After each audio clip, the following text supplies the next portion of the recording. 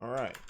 So the point of this stream is I made a video about a critique of objectivism, and this gentleman here, who goes by the name Brandon Cropper, has done a response video.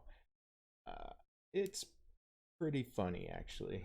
So we'll have some fun going over some of his critiques. Probably won't spend that much on it because I honestly don't think he understands my arguments. He sets up a lot of straw men, and he also doesn't understand much about objectivism either, even though he is an objectivist. I will premise this by saying I've never taken this in school. I've learned everything about Ayn Rand and objectivism through watching hours and hours of her interviews and reading her philosophy and scouring through the internet to understand more about objectivism. Before I say anything bad about objectivism, I will say that there is one good thing about objectivism, and that's Ayn Rand's takedown of religion and how she does that.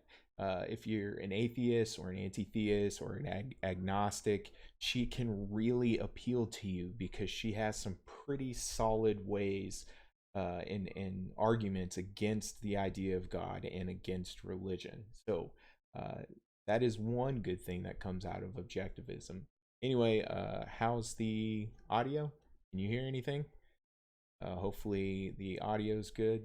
I don't really know because I can't hear myself. So let me know if the audio is good or not. We'll start listening to this video. It's pretty pretty funny, actually. Here we go. Let me know if you can hear it. Mr. Cropper here. Let's do a bit of Lefty Philosophy's video. This is his YouTube handle, Lefty Philosophy, and he has done a critique of Ayn Rand's objectivism. And we're starting a bit in because he's just talking about how he does have some cool paintings, I will say that. Or whatever. And I don't have anything like that behind me. Maybe we can convert the guy. So Lefty Philosophy, you'll never convert me to Joe, objectivism at all. And for some reason, he thinks that my name's Joe. My name's not Joe. I just go by Lefty. I don't give out my real name. So listen to some more. Figure out why these things are confusing to you. I think a lot of your confusion has to do with assumptions that you have been taught and you just bring. See, he starts with this like premise that I've been taught objectivism by like some ivory tower, some elitists, because objectivism isn't actually taken seriously in the school of philosophy. It's actually kind of a joke. I think that's like why he keeps saying that over and over. And I think that if you'll take the philosophy seriously in a certain way, then you'll see that those things are not serious objections that you've been taught. Now, he hasn't seen my entire series on Ayn Rand. I have like 4 videos in which I break down and attempt to steel man her position and her philosophy. He hasn't watched those yet. He just went straight to the critique and started saying it. So he keeps saying if I took it seriously, I did take it seriously because I was interested in learning a new philosophy. A lot of things just I didn't agree with. But you preempt the philosophy with your objections. The objections are not legitimate. So let's take a look. Just keep that in mind as a possible description. And let's take a look. All right. Still falls, and all the rules of the universe still act upon the tree falling even without an observer.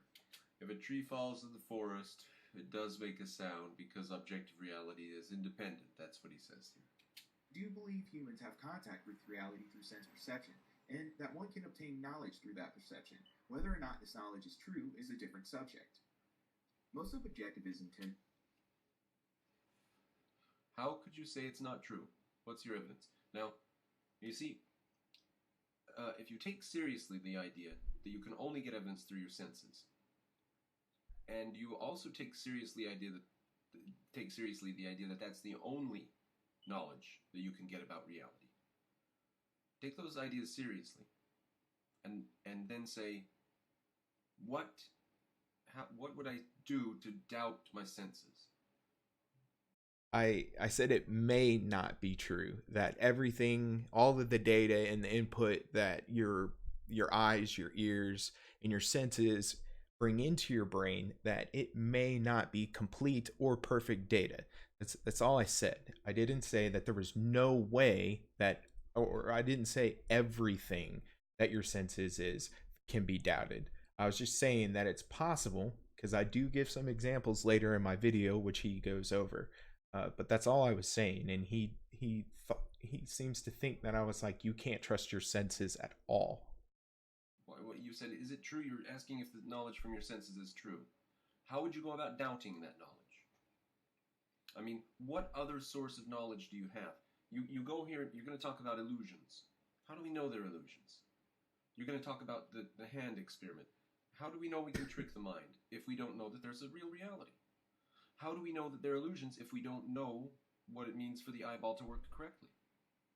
What's the definition of an illusion? It's when the eyeball was mistaken. What does it mean to be mistaken? It means not correct. That means there's something that's correct, doesn't it? But you just assume, maybe not, maybe everything's incorrect. Well, what's your grounds for saying that? Until you have grounds for saying that, you should probably just assume that your senses are correct, because you have no reason to think they're not, and every time... Okay, so this is my first problem with him, is that there are reasons to think that your sensory input may not always be correct. There is a ton of genetic inheritance and diseases that you can get that mess up your senses. Like, you could be blind, you could be deaf, you could be colorblind, you can have more or less susceptibility to the feeling of pain.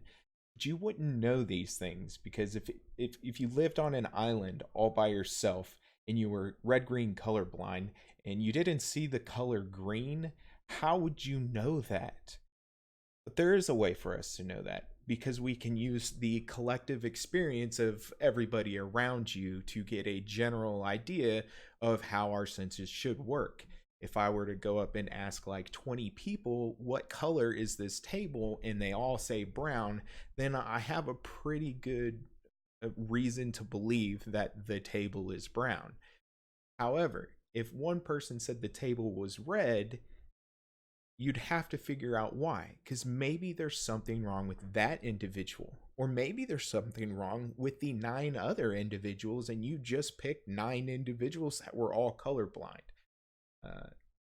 You have reason to think they're not, you say, oh, that was a bit funny. So I think your senses are correct, and I don't think you have any reason to say they're not.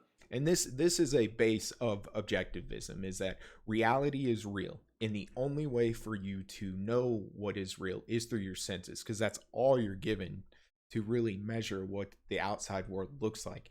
So for an objectivist, you have to keep this as an axiom, that whatever your senses receive is real, and that reality exists. And when you do have a reason to say they're not, you always say that was a little bit of an illusion or something like that. So what is your evidence that none of your sensory evidence is... See how he said none? I never said that. I said some of your sensory information could be false. Correct. Lost my cigarette tip. You have no evidence. Now, that is a position that objectivists like to describe or think of as radical or zealous skepticism. These are buzzwords in the objectivist community. They like to say these things because it makes them sound like they know a big word, but it's really just word salad. It doesn't fucking mean anything. Radical skepticism or zealous skepticism is where you just doubt everything, no matter what. And if you just doubt everything, even things that you have no grounds to doubt, what is that? What kind of thinking is that? That's junk thinking. It's junk thinking to doubt everything. But it's not junk thinking to take everything at face value.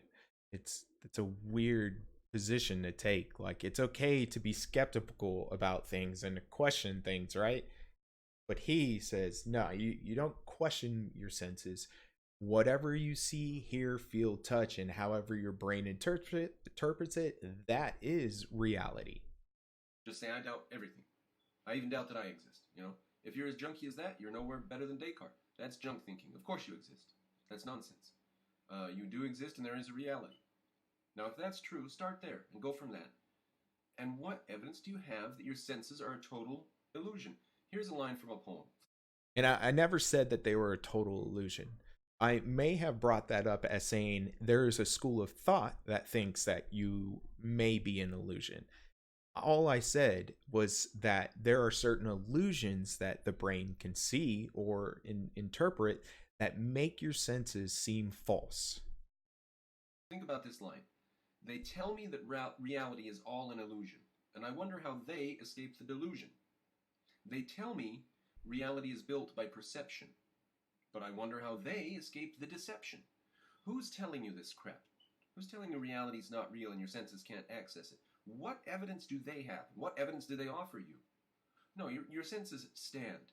You are in contact with reality, and you are the one who's responsible for dealing with reality. Forget what they told you about. They say, whoever it is, a philosopher or a group of people or the preacher, whoever it is that says to you, your mind can't contact reality, you don't know anything. Flip them off, dude. Just flip them off. Yeah, because I should only listen to Ayn Rand, who's basically on the same level that he's saying, like, why do you believe what Ayn Rand says? Like, why does she have any validity and these other people don't? You know, somebody once asked Christopher Hitchens, they said, all these people say to me things like, you need Jesus to get through your life, and how do I say, when they have such passion, how do I say that they're wrong? And Christopher Hitchens says, oh, you just tell them to fuck off. And that's exactly what he's doing, is he's using passion to get people to be persuaded, because he actually gives no real arguments for a lot of my critiques. And if you look at the comments on some of these YouTube videos and I ask them to give me a rebuttal or to refute a certain statement, they just punt the ball around or move the goalpost. They never actually attack the idea that I brought up. And that's what you need to do when somebody tells you that your sensory organs aren't making sense to you. What the hell do they know? Do their sensory organs make sense? So they figured it out, and they're telling you that it's all nonsense. Yeah, doctors figured it out, dumbass. You know, we have ways to measure certain things. Like we have ways to look at like stigmatism or problems with the cornea in the eye and things that night blindness and what. He's fucking no, of course, stupid. all that's nonsense. You have to flush all that away. We can deal with reality individually. Each of us can decide for ourselves what reality is. Okay? See, and that's dangerous thinking, is each of us can decide for ourselves what reality is. Why is that dangerous thinking? Here's a good thought experiment. Say for instance that you are walking out of Home Depot, right? And in front of you, you see a white van stop and two men come out dressed in all black and they grab a woman who's kicking and screaming and they put her in the back of the van. You, being a rational person, for some reason also have a gun.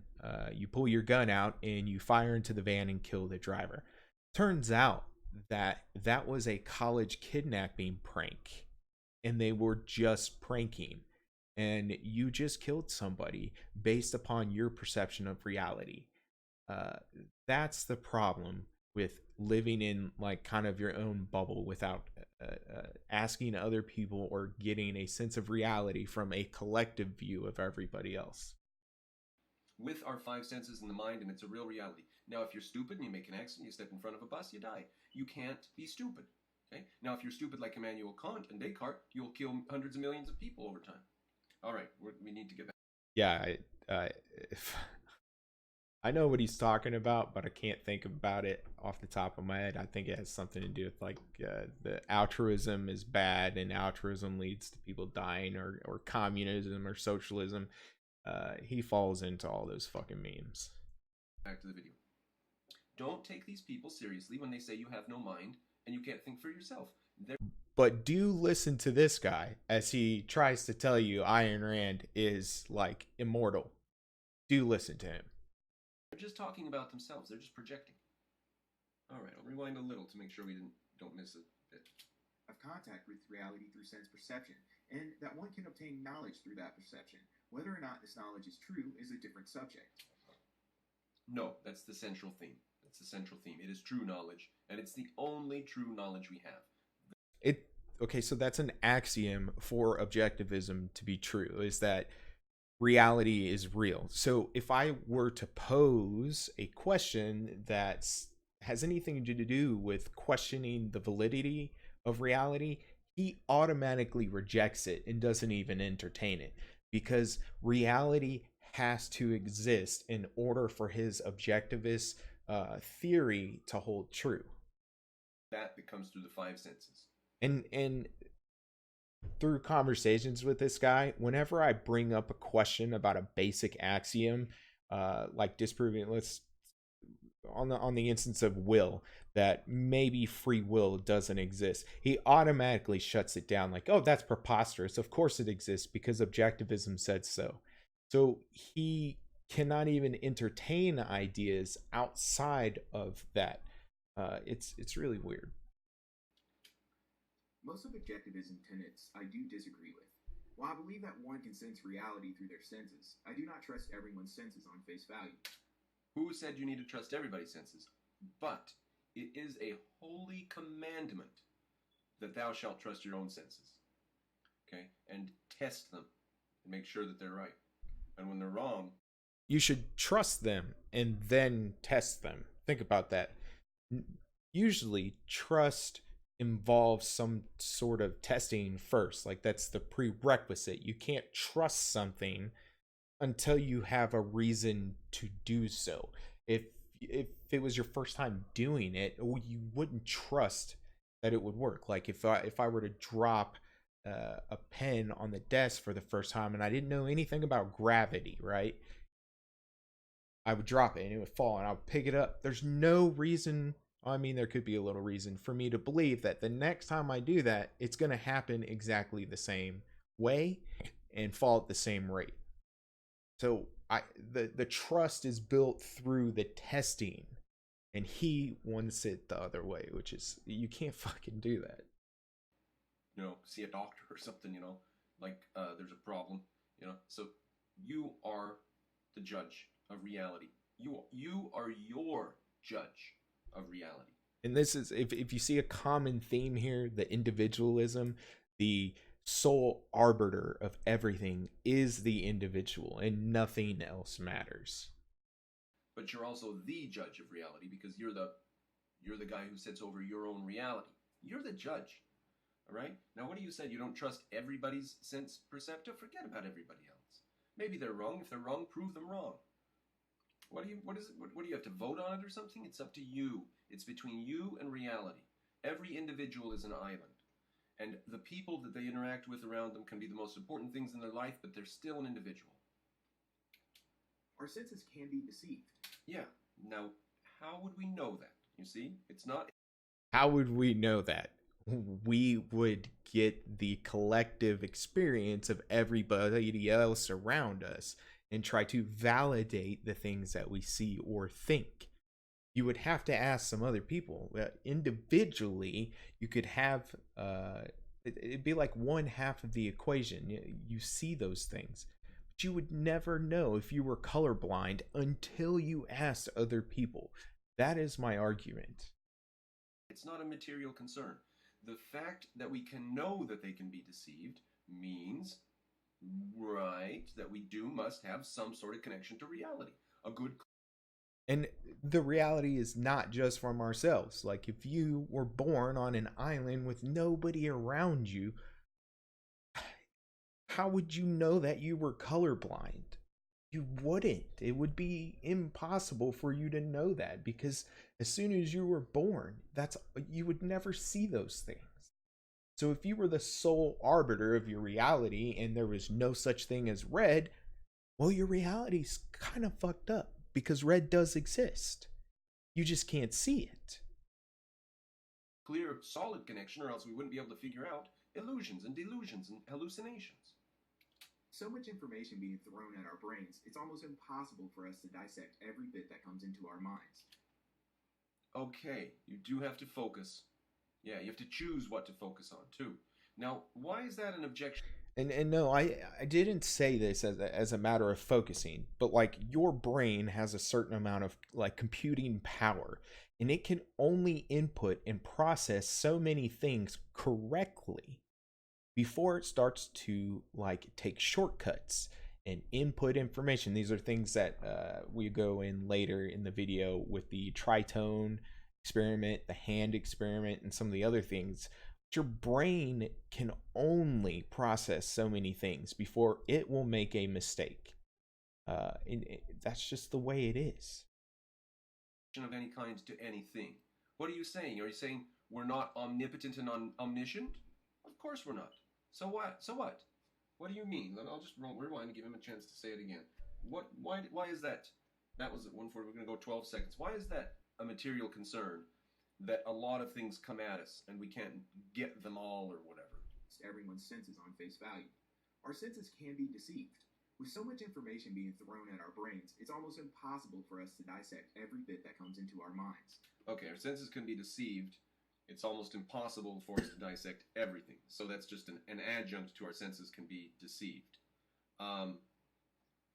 So it's not really a material concern that I think I've addressed. I don't want to keep drilling on that point. Let's move ahead a little bit. You didn't make a fucking point. To fill in the gaps of information that we may have not received. This causes us to have... How do they fill those gaps in? Did you ever give thought to that? Do you think a 6-month-old would look at those experiments and see the exact same thing?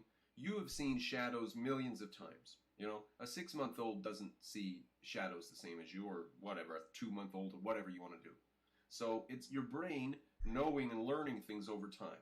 In fact, if you ever watch the footage of Men on the Moon, you can either say that's got to be fake, or you can look at it and say, I've never seen Man on the Moon or whatever he's talking about. How weird do they behave?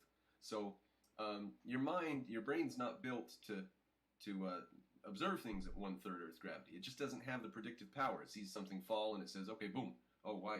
Oh, that's weird. And it just sort of floats down weird, like a feather or something. Have you seen the hammer on the moon float down? He dropped a hammer and a feather, and they just both floated down. The feather didn't float like so. It floated like a rock. All right. I don't know why he's fucking laughing. I'm thinking when he's talking about the shadows, it's because like our brain fills shadows in for us. So like there's certain illusions that come up from that. And then he goes on this weird tangent about a hammer and a feather falling in a vacuum, or with no gravity, and how it's weird. It's actually not if you understand scientific principles behind those things. It's also been demonstrated here on Earth, and there's a YouTube video of them doing this experiment inside of an anti-gravity chamber. And when I saw it, I didn't question my senses. I understood that there was no air resistance to cause the feather to float. I understood the principles behind the things that I saw. While it may have looked weird, like seeing a new animal for the first time, it didn't cause me to question my senses. However, my brain completing sentences for me while reading, filling in shadows, and also interpreting words and phrases as songs is an entirely different subject altogether. That is what I was talking about. Like, you have no control over those actions. Through time and experience, your brain learns what information it can automatically predict in order to save some of that power for computing other things. The very fact that your brain can make a mistake at this point and destroy your understanding of all of the information after that is the problem that I'm talking about. Say, for example, like you're reading a sentence, and you read a sentence and your brain interprets a sentence to say something completely different than what was actually written. Let's say, for instance, your brain saw the ball is red and is very fast. However, on the actual page, it read ball is red and is very vast. Both of these have completely different meanings. And if something further on doesn't contradict the ball being red or vast, you would never second guess the information your brain put there through its predictive or its ability to fill in the gap of information. There are millions of examples I can put here, but I won't waste my time with it anymore because you haven't proven the point that it isn't a problem when you build your entire foundation on the reality of your senses without questioning any of them. But yeah.